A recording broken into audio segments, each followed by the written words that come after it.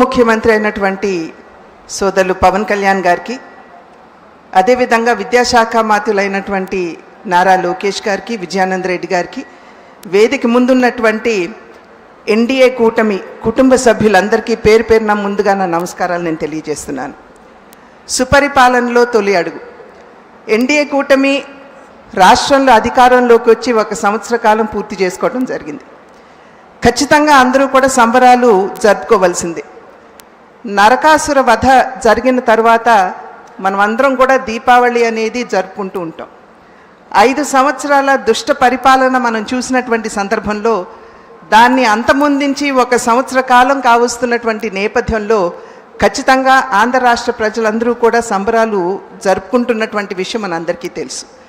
అయితే ఈ నేపథ్యంలో ప్రజలందరూ సంబరాలు జరుపుకుంటున్నప్పుడు ప్రజలు నమ్మకంతో, విశ్వాసంతో గెలిపించినటువంటి ప్రజాప్రతినిధులందరూ కూడా మరి ఒక్కసారి ప్రజాసేవకి పునః అంకితం కావాల్సినటువంటి సమయం ఇది అని చెప్పి నేను గట్టిగా విశ్వసిస్తున్నటువంటి విషయం. ఏ విధంగా రాష్ట్రంలో కూటమి అధికారంలోకి వచ్చి 1 సంవత్సర కాలం జరుగుతుందో అదేవిధంగా కేంద్రంలో కూడా కూటమి ఇప్పుడు దగ్గర 11 సంవత్సరాలు జరిగినటువంటి నేపథ్యం. అయితే ఈ 11 సంవత్సరాల కేంద్ర కూటమి యొక్క ప్రస్థానంలో అంకిత భావం, అదేవిధంగా సేవా తత్పరత, దానితో పాటుగా సడలని సంకల్పం, ఇవన్నీ కూడా మనం ఈ 11 సంవత్సరాల కాలంలో మనం చూసాం.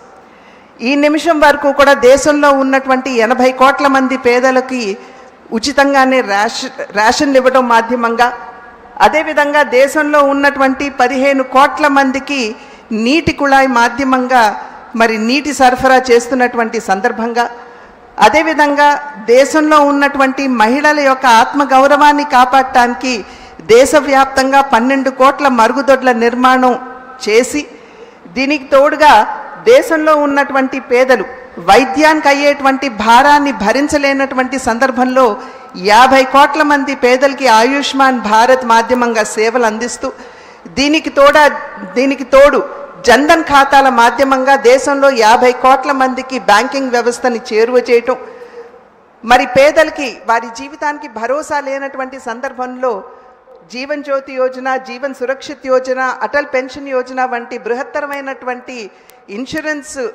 కార్యక్రమాలు తీసుకుని వచ్చి పేదలకి ఆసరా అందివ్వడంలో కావచ్చు, దేశంలో కోట్లాది మంది మహిళలకి ఉచితంగానే గ్యాస్ కనెక్షన్లు ఇవ్వడం మాధ్యమంగా, బీసీ కమిషన్కి చట్టబద్ధత కల్పించడం మాధ్యమంగా, ఈ విధంగా అనేక కార్యక్రమాల మాధ్యమంగా కేంద్రంలో ఉన్నటువంటి ఎన్డీఏ కూటమి ప్రభుత్వం దేశ సేవ పట్ల తనకున్నటువంటి అంకిత భావాన్ని, అదేవిధంగా కరోనా మహమ్మారి వచ్చినటువంటి సందర్భంలో అసలు కరోనా స్వరూపం ఎలాగుంటుందో దేశానికి తెలియనటువంటి సందర్భంలో అనేక అంతర్జాతీయ సంస్థలు దేశంలో 15 కోట్ల మంది మరణిస్తారు అని చెప్పినప్పటికీ 220 డోసులు కరోనా వ్యాక్సినేషన్లు ఉచితంగానే దేశ ప్రజలందరికీ అందించి దాని ద్వారా తన సేవా తత్పరతని కేంద్రంలో ఈ 11 సంవత్సరాలు అధికారంలో ఉన్నటువంటి ఎన్డీఏ కూటమి నిరూపించుకున్నటువంటి విషయం. 1949వ సంవత్సరంలో మన రాజ్యాంగాన్ని మనం స్వీకరించినప్పుడు జమ్మూ కాశ్మీర్కి సంబంధించి అధికరణం 370 అంటే అధికరణం 370 మాధ్యమంగా బహుశా జమ్మూ కాశ్మీర్ అసలు మన భారతదేశంలో అంతర్భాగం కాదేమో అనేటువంటి ఒక ఆందోళన కలుగుతుంది. అయితే అది తాత్కాలికమని చెప్పి రాజ్యాంగంలో పెట్టినప్పటికీ కూడా 75 సంవత్సరాల స్వతంత్ర భారత ప్రస్థానంలో ఎవ్వరూ కూడా దాన్ని ఎత్తివేసే సాహసం చేయనప్పటికీ నరేంద్ర మోడీ గారు ప్రధాని అయిన తర్వాత 370 అధికారాన్ని తొలగించి జమ్మూ కాశ్మీర్ మన భారతదేశంలో అంతర్భాగం అని చెప్పి నిరూపించడం మాధ్యమంగా, అదేవిధంగా ట్రిపుల్ తలాక్ ఎత్తివేస్తూ మైనారిటీ మహిళల జీవితాల్లో ఏవైతే ఛిద్రమైపోతున్నాయో వారి జీవితాల్లో మెరుగైనటువంటి మార్పులు తీసుకురావడం ద్వారా, దీనికి తోడు వక్ఫ్ బిల్ ఏదైతే ఉందో దానిలో జరుగుతున్నటువంటి అవినీతి కావచ్చు, లేకపోతే మైనారిటీలో ఉన్నటువంటి వెనుకబడినటువంటి కులాలకి న్యాయం జరగనటువంటి సందర్భంలో, మహిళలకి న్యాయం జరగనటువంటి సందర్భంలో వక్ఫ్ చట్టానికి తీసుకురావాల్సినటువంటి సవరణను తీసుకువచ్చి కావచ్చు, వీటి మాధ్యమంగా ఏదైతే కేంద్రంలో ఉన్నటువంటి ఎన్డీఏ కూటమి తనకున్నటువంటి అంకిత భావాన్ని తెలియపరుచుకున్నదని చెప్పి మనం ఇక్కడ గమనించాలి. 2014వ సంవత్సరానికి ముందు మన దేశంలోకి పొరుగు దేశమైనటువంటి పాకిస్తాన్ ఏదైతే ఉగ్రవాదాన్ని పెంచి పోషిస్తుందో అక్కడి నుండి ఉగ్రవాదులు మన దేశంలోకి చొచ్చుకుని వచ్చి మన సైనికుల్ని హతమార్చి వారి తలల్ని మొండం నుండి వేరు చేసి జ్ఞాపికలుగా వారి దేశానికి తీసుకుని వెళ్ళిపోతుంటే ఏమి చేయలేనటువంటి పరిస్థితి అప్పట్లో ఉన్నా, ఆ తరువాత పఠాన్కోట్ అదేవిధంగా ఉరి ఈ సంఘటనలో మన సైనికుల్ని హతమార్చినప్పుడు ముష్కరులు వెంటనే వారి భూభాగంలోకి వెళ్ళి అక్కడ ఉన్నటువంటి ఉగ్రవాద స్థావరాల్ని ధ్వంసం చేయడం మాధ్యమంగా, మరి మొన్న జరిగినటువంటి ఏప్రిల్ 22వ తారీఖున పాకిస్తాన్ నుండి ముష్కరులు మన దేశంలోకి చొచ్చుకుని వచ్చి అమాయకులైనటువంటి మన భారత పౌరుల్ని చంపినటువంటి సందర్భంలో ఒక్కసారి మనం అందరం కూడా ఇక్కడ ఆలోచించాలి. 10 రోజుల ముందు పెళ్ళైనటువంటి ఒక నవవధువు తన కళ్ళ ముందు తన భర్తని అత్యంత క్రూరంగా ముష్కరులు హత్య చేసినటువంటి నేపథ్యంలో ఆపరేషన్ సింధూర్ అని చెప్పి ప్రతిష్టాత్మకంగా నరేంద్ర మోడీ గారు దీన్ని చేపట్టడం జరిగింది.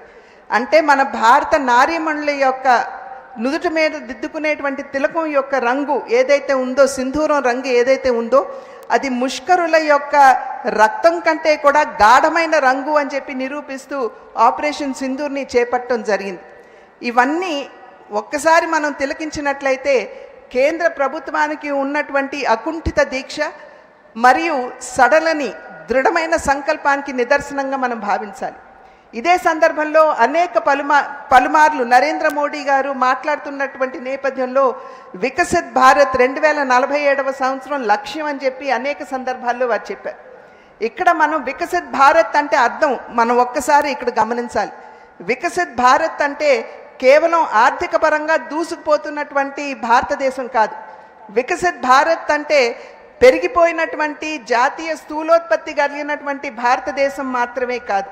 వికసిత్ భారత్ అంటే మెండుగా మన దేశంలోకి పెట్టుబడులు వరదల్లాగా రావడం మాత్రమే కాదు, దీని మాధ్యమంగా వీటన్నిటి మాధ్యమంగా వచ్చేటువంటి లాభాలు ఏవైతే ఉన్నాయో వాటిని ఎప్పుడైతే మనం నిజమైనటువంటి హక్కుదారులకి లబ్ధిదారులకి మనం అందిస్తూ వారి జీవితాల్లో మెరుగైనటువంటి మార్పుని తీసుకురాగలమో అదమే నిజమైనటువంటి వికసిత్ భారత్ అని నరేంద్ర మోడీ గారు అనేక సందర్భాల్లో స్పష్టం చేసినటువంటి మాట.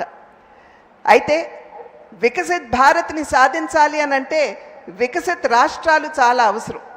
అంటే వికసిత్ ఆంధ్ర రాష్ట్రం కూడా మనకి చాలా అవసరం అనేటువంటి విషయం మనం ఇక్కడ అర్థం చేసుకోవాల్సినటువంటి అంశం.